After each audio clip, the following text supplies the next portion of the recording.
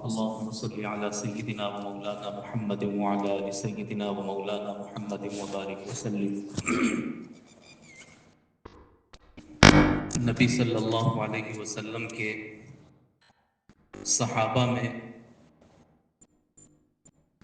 ایک بہت جلیل القدر صحابی اور نبی صلی اللہ علیہ وسلم کے پاس اتنے زیادہ آنے جانے والے اور بے تکلف آپ سے ملاقات رکھنے والے ایک صحابی کی جو نئے نئے ایمان میں داخل ہونے والے لوگ ہوتے تھے وہ ان کو دیکھ کر ایسا سمجھتے تھے کہ گویا یہ نبی صلی اللہ علیہ وسلم کے گھر کے ایک فرد ہیں، یعنی کہ حضرت عبداللہ ابن مسعود رضی اللہ تعالیٰ عنہ۔ آپ علیہ الصلوۃ والسلام سے خوب سیکھا، خوب پڑھا، بہت ساری روایات نبی علیہ الصلوۃ والسلام سے، حدیثیں انہوں نے نقل کی۔ انہی میں سے ایک روایت یہ بھی ہے جو روایت میں نے ابھی آپ کے سامنے پڑھی کہ نبی صلی اللہ علیہ وسلم نے فرمایا کہ لوگوں، اللہ سے ایسی حیا کیا کرو جیسے حیا کرنے کا حق ہے۔ استحیوا من اللہ حق الحیا۔ قلنا یا رسول اللہ انا لنستحیی والحمد للہ علی ذلک۔ جب نبی علیہ الصلوۃ والسلام نے یہ فرمایا کہ اللہ سے ایسی حیا کرو جیسے حیا کرنے کا حق ہے، اللہ سے ایسی شرم کرو جیسی شرم کرنی چاہیے، اور تعلقات کا ایسا بھرم رکھو جیسے تعلقات کا بھرم رکھنا چاہیے۔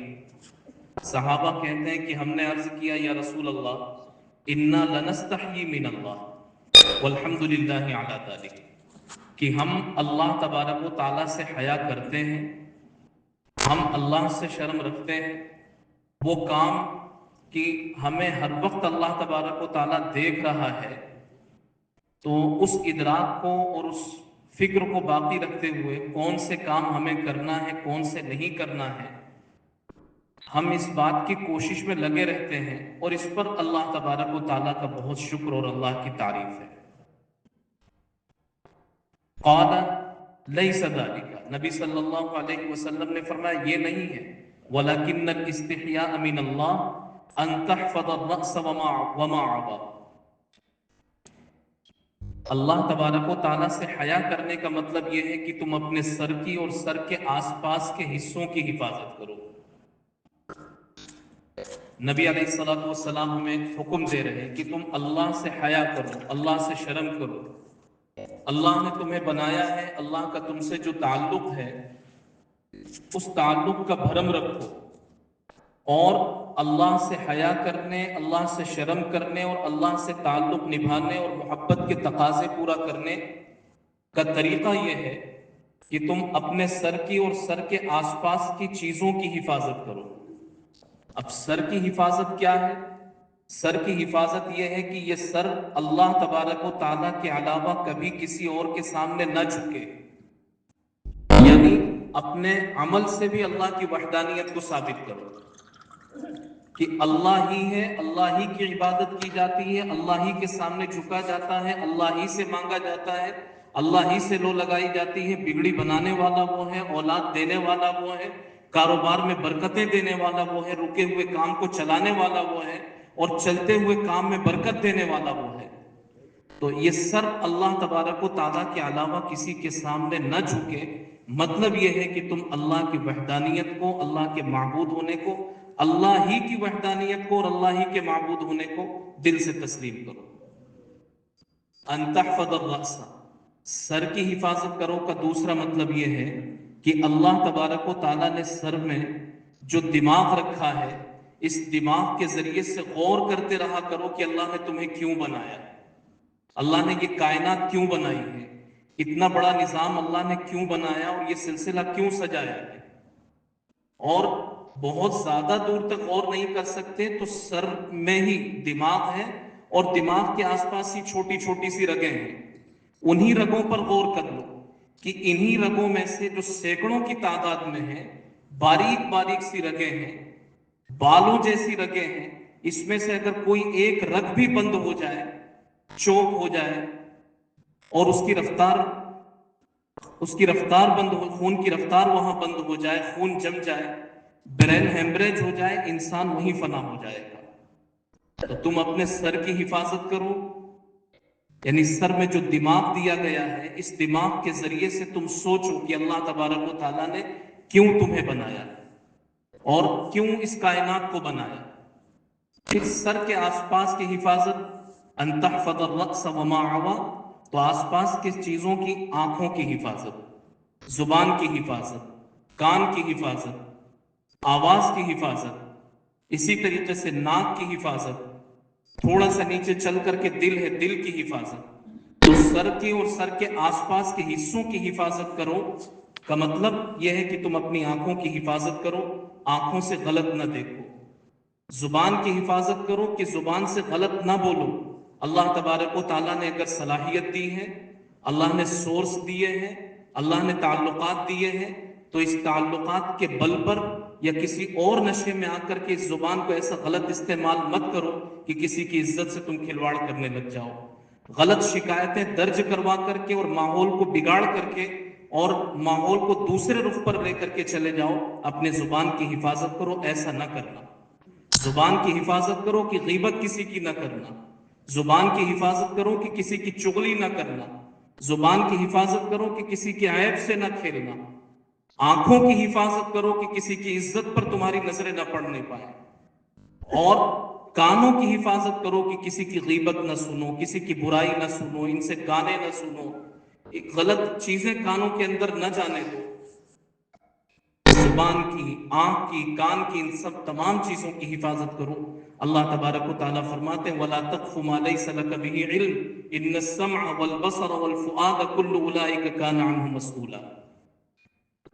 जुबान की हिफाजत रखो, जो बातें मालूम ना हो, जिन बातों की तहकीक ना हो, चाहे वो इल्मी बात हो, दीन का मसला हो, समाजी बात हो, समाजी कोई मुद्दा हो, जब तक कोई बात मालूम ना हो उस वक्त तक अपनी जुबान को हरकत ना दो।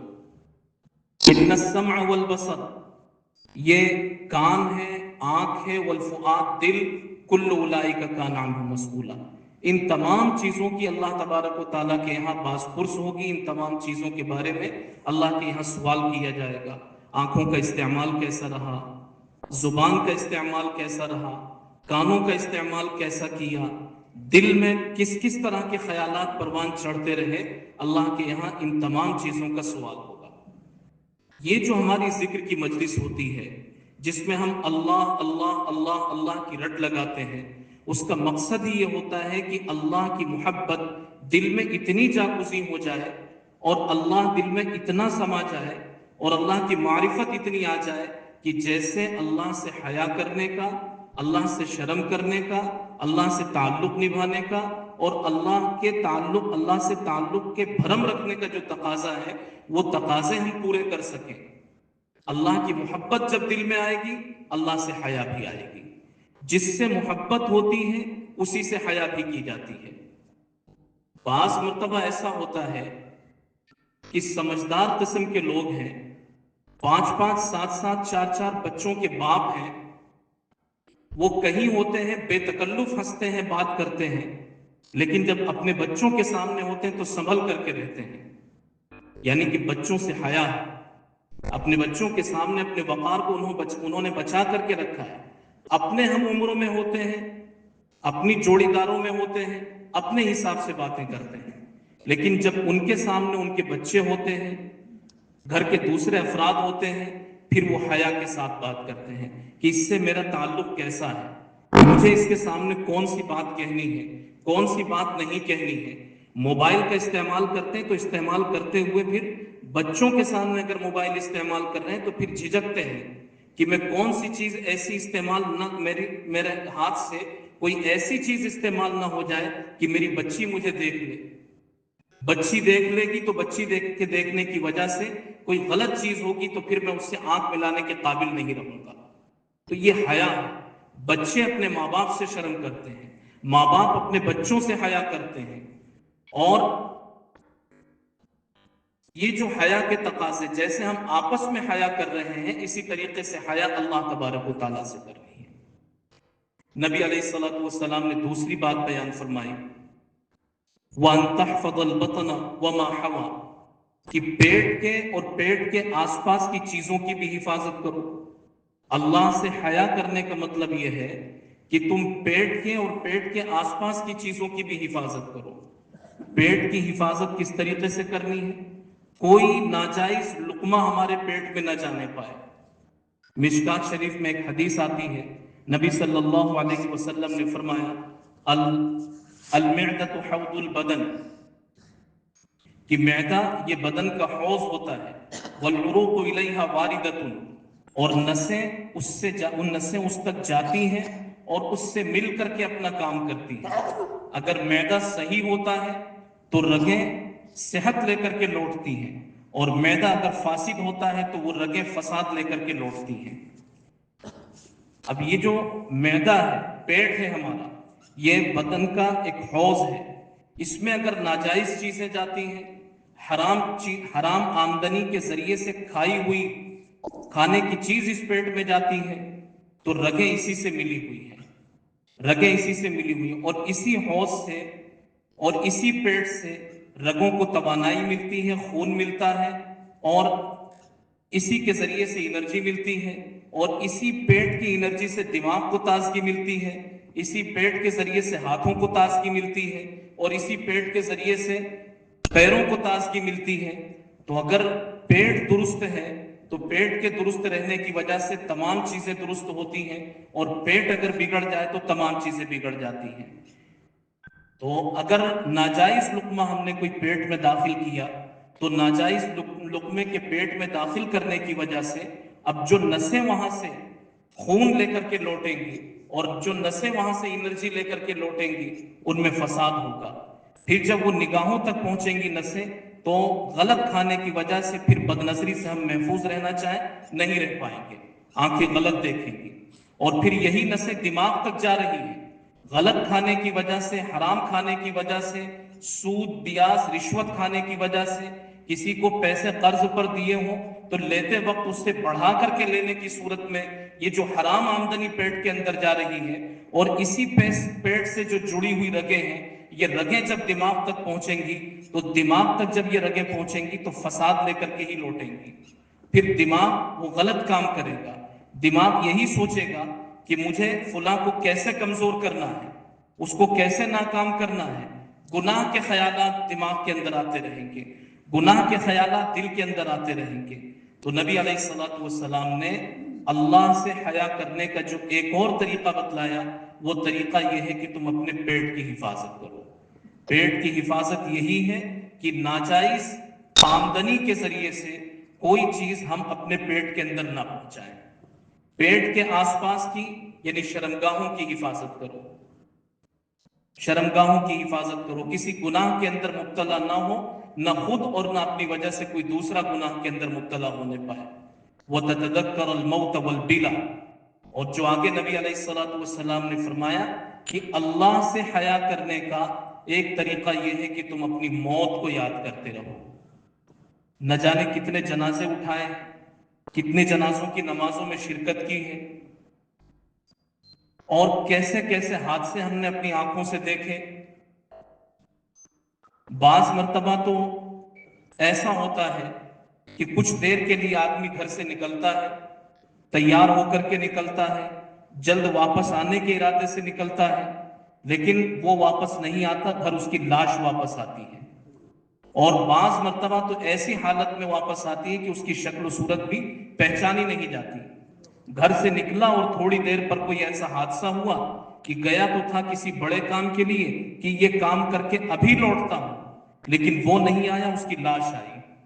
और लाश भी ऐसी हालत में आई कि उसकी शक्ल सूरत नहीं पहचानी जा रही। तो नबी अलैहिस्सलातु वस्सलाम यही फरमा रहे थे, तदक्करुल मौत, कि अपनी मौत को याद रखो।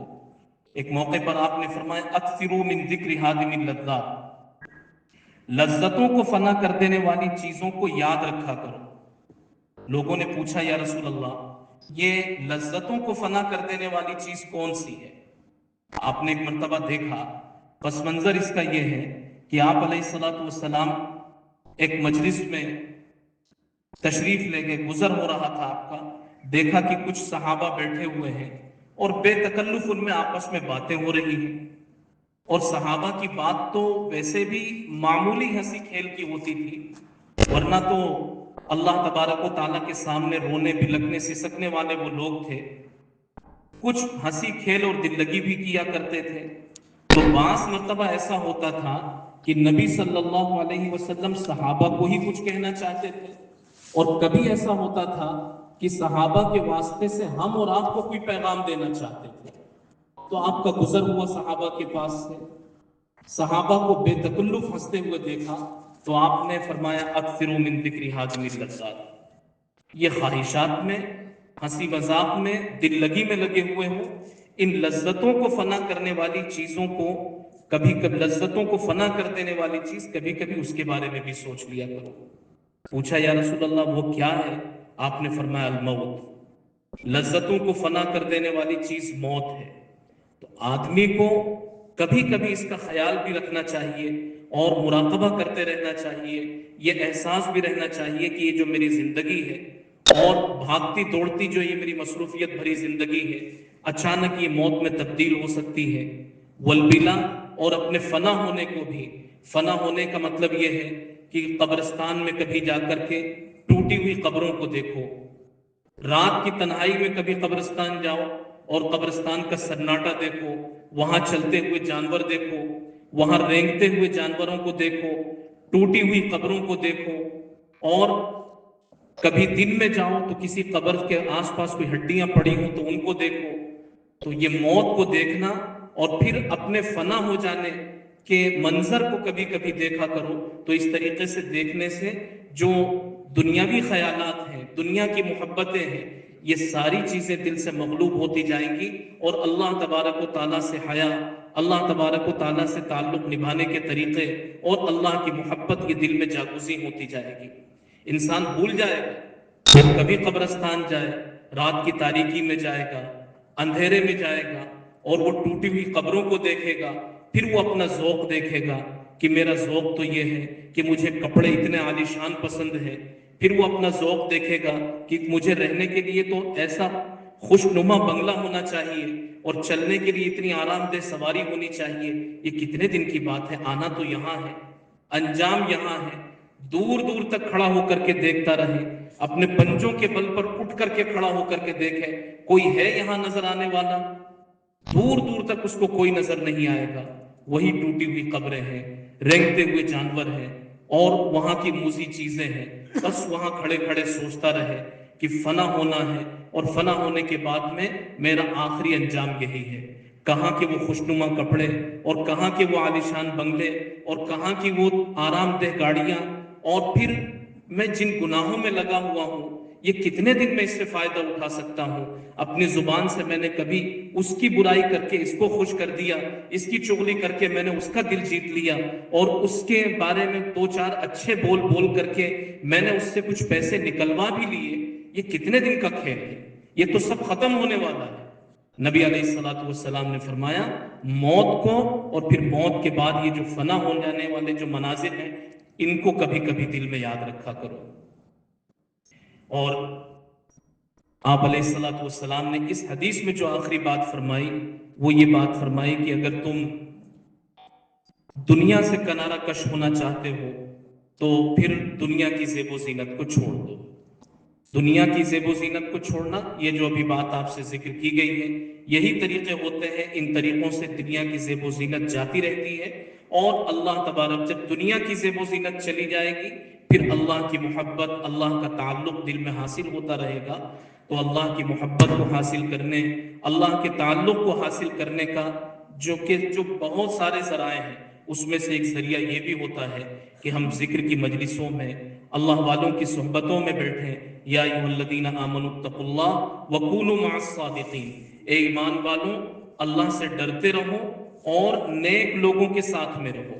نیک لوگوں اور صادقین اور صالحین کے ساتھ رہنے کی وجہ سے اللہ کی معرفت، اللہ کا تعلق، اللہ کی محبت نصیب ہوتی ہے، اور جب کسی کی محبت نصیب ہو جاتی ہے تو محبت کی وجہ سے آدمی حیا کرنا سیکھ جاتا ہے، اور جب ہمیں اللہ سے حیا کرنا آ جائے تو اللہ سے حیا کرنا اگر جوانوں کو آ گیا، بڑوں کو آ گیا، بچوں کو آ گیا، گھر کی عورتوں کو آ گیا، मस्तूरात को आ गया। जिसको अल्लाह से हया करने का तरीका आ गया, समझो कि अल्लाह की मोहब्बत, अल्लाह की मारिफत उसको हासिल हो गई। और ये यही चीजें हैं कि जिन चीजों के जरिए से अल्लाह तबारक व ताला की मारिफत और मोहब्बत हासिल होती है, इन्हीं चीजों की वजह से अल्लाह तबारक व ताला से ताल्लुकात में कमी भी आती है। आंखों का सही इस्तेमाल हो, घर की बच्चियां हैं, मस्तूरात हैं, अपनी आंखों का सही इस्तेमाल करें, जुबान का सही इस्तेमाल करें, कान का सही इस्तेमाल करें, हाथों का सही इस्तेमाल करें, दिल का सही इस्तेमाल करें, घर के मर्द इसका ख्याल रखें। इन्हीं चीजों की वजह से अल्लाह का ताल्लुक हासिल होगा, आंखों में नूरानियत आएगी और जुबान पर रूहानियत, कानों में रूहानियत और पूरा दिल एक नूरानियत और रूहानियत का मुजस्समा बन जाएगा। और जब इन्हीं चीजों का गलत इस्तेमाल होने लगेगा तो आंखों के गलत इस्तेमाल की वजह से रूहानियत कमजोर होती है, जुबान के गलत इस्तेमाल की वजह से रूहानियत कमजोर होती है, कानों के गलत इस्तेमाल की वजह से रूहानियत कमजोर होती है, हाथों के गलत इस्तेमाल की वजह से रूहानियत कमजोर होती है। इन चीजों का सही इस्तेमाल हो, रूहानियत मजबूत होगी, और इन्हीं का गलत इस्तेमाल हो तो रूहानियत कमजोर होने लग जाएगी। तो इन चीजों का सही इस्तेमाल हो कैसे? वो होगा उसी वक्त में जब अल्लाह की मोहब्बत को हम हासिल करने की कोशिश करेंगे। ये जो मजलिस है, अभी शुरू में आपसे बात कही गई थी, यहाँ नमूने के लिए कुछ जिक्र बतलाए जाते हैं और अल्लाह के कलिमात और अल्लाह को याद करने के तरीके और अल्लाह का जिक्र करने के तरीके यहाँ कुछ बताए जाते हैं। तो ये तो यहाँ ये सीखने के लिए यहाँ हम आते हैं, और असल करना तो अपने मकाम पर है।